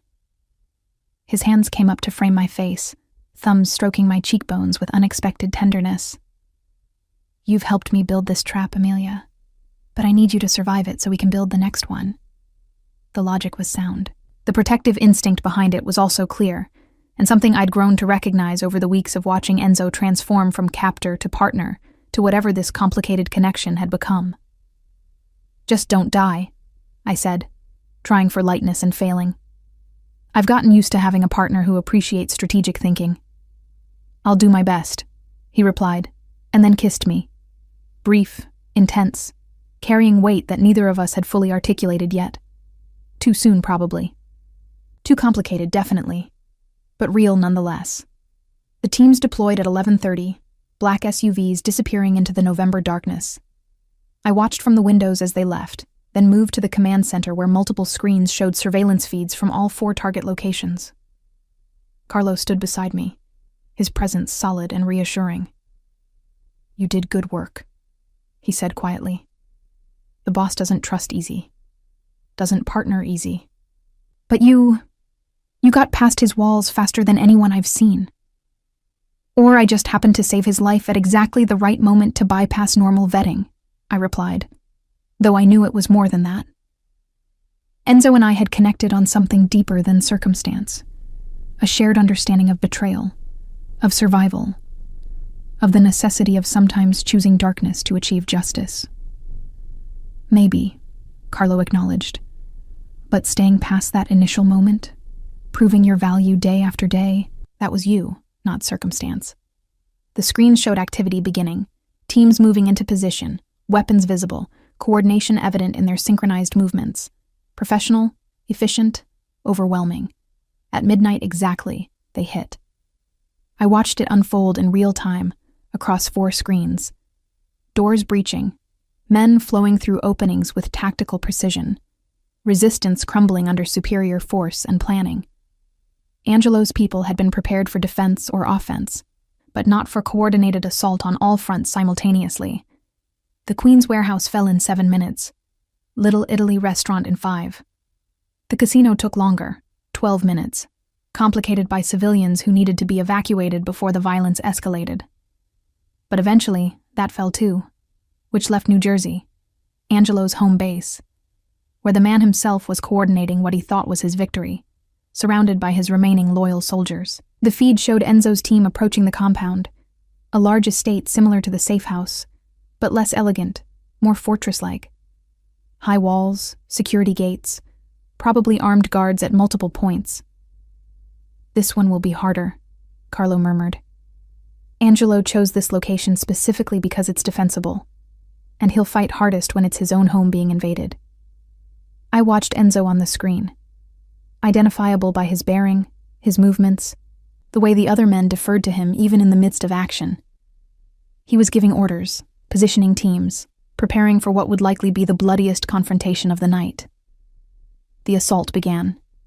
Unlike the other locations, this wasn't about overwhelming force and quick surrender. This was a battle, gunfire visible on the feeds, men taking cover, tactical advancement foot by foot. Angelo's people were fighting for their lives, their leader, their organization. And they were good. But Enzo's people were better, and they had the advantage of surprise, of momentum, of having already eliminated Angelo's external support. 20 minutes into the assault, the front gate fell. 30 minutes, they were inside the main house. At 40 minutes, I saw Enzo disappear into a room that the architectural plans labeled as a study. The screen went dark. Either the camera in that area had been disabled, or Enzo had deliberately cut the feed. 5 minutes of silence, of not knowing. Then Enzo emerged, his expression grim but satisfied. He spoke into his radio, words I couldn't hear but that caused immediate relaxation in the team's posture. "Stand down. Victory." The feed from inside the study restored, and I saw Angelo, older than Enzo, with the same aristocratic features but softer, weaker around the jaw and eyes. He sat in a chair similar to the ones we'd used for interrogations. But this time the restraints weren't zip ties. They were ropes, professionally knotted, the kind that would hold against any struggle. And he was bleeding. Not critically, but enough to know that resistance had been offered and overcome. "Carlo?" Enzo's voice came through the speakers. "Bring Amelia." I looked at Carlo in surprise. He said I was staying here. "Boss changed his mind," Carlo replied, already moving toward the door. "Happens when he wants someone to see something important. And you, partner, apparently need to see this." The drive to New Jersey took 40 minutes, Carlo pushing the SUV at speeds that were probably illegal, but that no police officer would ticket, not with Enzo's connections, not tonight. We arrived to find the compound secured, Enzo's people stationed at regular intervals, the sounds of battle replaced by the quiet efficiency of cleanup. Enzo met me at the door, his shirt stained with blood that I hoped wasn't his expression unreadable. "Are you hurt?" I asked immediately, reaching for him. "Not my blood," he confirmed, catching my hands. "Angelo's people fought hard. We had casualties. 2 wounded, none critical. But we won." He paused. "And now I need you to see something, to make a choice." He led me through the house, expensive in the way Angelo's Atlantic City casino had been expensive, but without taste. All flash, no substance. We reached the study where Angelo sat, bound and bleeding, watching our approach with eyes that held fear and fury in equal measure. "So this is her," Angelo said, his accented English carrying contempt. "The cleaning woman who destroyed my operation. Enzo's new whore consultant." Enzo's fist connected with Angelo's face before I could even process the insult. The older man's head snapped back, more blood flowing from a broken nose. "Respect," Enzo said coldly, "or I remove your tongue before I kill you." "She deserves to hear this," Angelo spat, blood on his lips. "Deserves to know what she's gotten herself into. You think you're his partner? You think you're special? He's using you, girl. The same way he uses everyone. You're a tool, nothing more. And when you stop being useful, you'll end up in a room just like this one. Just like me." I should have been shaken by the words. Should have questioned whether Angelo was right, whether my partnership with Enzo was anything more than exploitation dressed in pretty promises. Instead, I felt only cold certainty. "You tried to kill him," I said quietly, moving closer to Angelo. "Your own cousin, your own blood. You spent years building a network of betrayal, recruiting his people, stealing his resources, all to take what he'd built." "Family business," Angelo replied. "The strong take from the weak. Always has been, always will be. Enzo's father was weak. Trusted the wrong brother. Enzo is stronger, but still weak enough to trust Cleenan's staff over his own blood." "I'm not part of his blood," I countered. "That's exactly why he could trust me. Because I had no pre-existing loyalty to you, no family obligation that would make me hesitate or compromise. I could see your betrayal clearly precisely because I wasn't blinded by family bonds." "You're blinded by other things," Angelo said, his smile cruel despite the blood. "You think this ends with my death? I'm not the only one who sees Enzo's weaknesses, not the only one who wants what he has. You've helped him eliminate one threat, girl. Congratulations. There are a dozen others waiting to take my place." "Good," I said, surprising myself with the venom in my voice. "Let them come, let them try. Because now Enzo has something they don't expect. Someone who specializes in identifying traitors before they can strike. Someone who understands betrayal because she's lived through it." I leaned closer, meeting Angelo's eyes directly. "You were right about one thing. I am a tool, but not the kind you think. I'm the blade that cuts through loyalty to find treachery, and I'm very, very good at my job." Angelo laughed, the sound wet and painful. "You're fooling yourself, girl. You're not a blade. You're a pet. Enzo's exotic acquisition, something different and interesting to play with until the novelty wears off." I looked at Enzo, reading the question in his expression. This was why he'd brought me here. Not just to see Angelo captured, but to witness what came next. To be offered a choice about how this ended. "Partners make decisions together," I said to Enzo. "Pets are told what to do. Which am I?" His slight smile held approval. "What do you think should happen here?" I studied Angelo.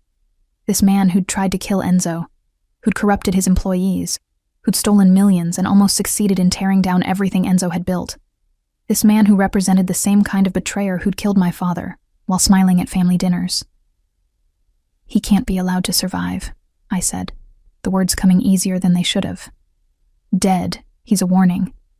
Alive, he's a rallying point for others who might think they can succeed where he failed." I paused. "And he's family, which means killing him sends a message that's even clearer. that blood doesn't grant immunity from consequences. That's your recommendation? Enzo asked. Execution? That's my strategic assessment, I corrected. The decision is yours. You're the one who has to live with killing your own cousin. I've already made that decision, Enzo said quietly. Made it the moment he cut those elevator cables. Made it again every time his network reported my movements and helped plan my murder. He looked at Angelo with something that might have been regret, or might have been simple acknowledgement of necessity.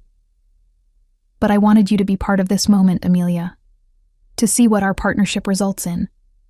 To choose whether you can continue down this path, knowing where it leads. I understood then. This wasn't about getting my approval for Angelo's execution. That had been decided long before tonight. This was about testing whether I could witness the darkest part of Enzo's world and still choose to remain part of it. About whether I was truly his partner in all things, or just a consultant who preferred to keep her hands technically clean. Do it, I said, and then we continue. Because Angelo is right about one thing. There will be others. And they'll need to understand that this organization is no longer vulnerable to internal betrayal. Enzo nodded once, then turned to Tommaso. Make it clean, quick, no suffering. He doesn't get to claim martyrdom through torture. Tommaso pulled out a gun, checked the magazine with professional efficiency. Angelo's eyes went wide with real fear for the first time. Enzo, wait, we can make a deal. I have information, connections, resources you can use. You had loyalty. Enzo interrupted. You had family. You chose betrayal instead. And now you face the only consequence that matters. He took my hand, leading me toward the door. We were in the hallway when the gunshot sounded, single, final, ending Angelo Marciano's life and his attempt to take Enzo's empire. I didn't flinch, didn't look back, just kept walking beside Enzo, our fingers intertwined, accepting that this was what partnership meant in his world, in our world. Are you all right? He asked when we reached the SUV, his hands on my shoulders, studying my face for signs of trauma or regret. I'm fine, I said truthfully. He made his choice years ago. Tonight was just the final consequence of that choice. Most people would be disturbed by witnessing execution, Enzo observed, by being complicit in murder, even justified murder. Most people, I replied, haven't spent 8 years knowing that the men who killed their father were walking free because the system protected them. Most people haven't learned that justice is something you have to take, rather than something that's given. I met his eyes. I'm not most people, Enzo. You knew that when you made me your partner. I did, he agreed. But knowing it intellectually and seeing you fully embrace it are different things. He pulled me closer, his voice dropping to something almost vulnerable. You could still walk away, Amelia. After tonight, after Angelo is eliminated, and the immediate threat is neutralized, you could return to civilian life. I'd protect you, ensure your safety, give you enough money to disappear properly this time. Is that what you want? I asked, the question carrying weight. For me to disappear now that the crisis is resolved? No, he said immediately. I want you to stay, to continue being my partner in every sense of that word. To help me rebuild the organization with better security, better vetting, better identification of threats before they mature into crises. He paused. And I want you to be with me, not as an employee or a consultant or even just a strategic partner, but as someone who understands what I am, what I do, what this life requires, and who chooses it anyway. Then that's what I choose, I said simply. To stay. To build. To be your partner in all the ways that matters. I reached up, pulling him down into a kiss that was different from the ones before. Not just desire or chemistry, but commitment, acceptance, choice. When we broke apart, he rested his forehead against mine. You know what this means, Amelia Duarte. What staying means. The life you're choosing. I know, I confirmed. It means danger, moral compromise, living in a world where violence is currency and loyalty is survival. It means helping you identify threats and eliminate them before they can succeed. It means being complicit in everything you do, every decision you make, every consequence you deliver. And that doesn't frighten you? Of course it frightens me, I admitted. But it frightens me less than returning to invisibility, to hiding, to being powerless. I spent 8 years as a victim of circumstances I couldn't control. Here, with you, I have agency, power, purpose, the ability to ensure that betrayers face consequences rather than walking away clean. I pulled back enough to meet his eyes fully. That's worth the moral cost. That's worth choosing darkness over hiding in the shadows. His smile was genuine, unguarded in a way I rarely saw. Then welcome to the Empire, partner. Let's go build something that can't be torn down by simple betrayal. The weeks that followed transformed Enzo's organization from the ground up. With Angelo eliminated and his network dismantled, we implemented new security protocols, new vetting procedures, new communication systems that made another internal conspiracy nearly impossible. I'd found my purpose, not as a consultant temporarily helping with a crisis, but as Enzo's second, his strategic mind, the person who identified threats before they could fully form. I moved into the Brooklyn brownstone permanently, not as a guest or protected witness, but as Enzo's partner in every sense that mattered. The bedroom I'd been assigned that first night became our bedroom. The command center became my office. The elegant apartment became our home base for an organization we were rebuilding into something stronger. The cleaning woman who'd walked into the Venetian Grand was gone completely. In her place, someone who understood power, who wielded strategy like a weapon, who had chosen darkness over invisibility and found purpose in it. I'd saved Enzo's life that day in the hotel hallway. But in the months that followed, he'd given me something more valuable than protection or safety. He'd given me back my agency, my power, my ability to be something more than a victim hiding from her past. We weren't conventional. We weren't moral by most standards. We built an empire on violence and control and the systematic elimination of threats. But we were effective. We were united. We were exactly what each other needed. And when Enzo looked at me across the breakfast table each morning, reviewing intelligence reports and planning the day's operations, I saw the same thing reflected in his eyes that I felt in my own chest. Recognition, partnership, and something that might have been love if either of us believed in something that simple. We were monsters, perhaps, but we were monsters together, and that made all the difference.